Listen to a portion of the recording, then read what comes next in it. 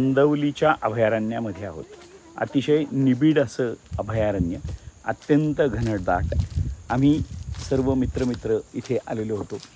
पायवाटेनी जंगलामध्ये जवळजवळ 4 ते 5 किलोमीटर असा आम्ही सगळा ट्रेक केला. अतिशय उत्तम. नुकताच पावसाचा सगळा खेळ संपलेला आहे आणि हिवाळा सुरू होण्यापूर्वीची ऑक्टोबरची हीट आणि त्यामध्ये ही सुंदर अशी संपूर्ण झाडी. अर्थात इथे अनेक वनस्पती आहेत.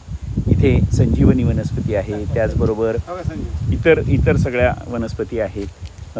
करवंदाची जाळी दिसत आहेत, त्याचबरोबर तमालपत्र आहे किंवा दगडफुलं इथं आपल्याला बघायला मिळतात.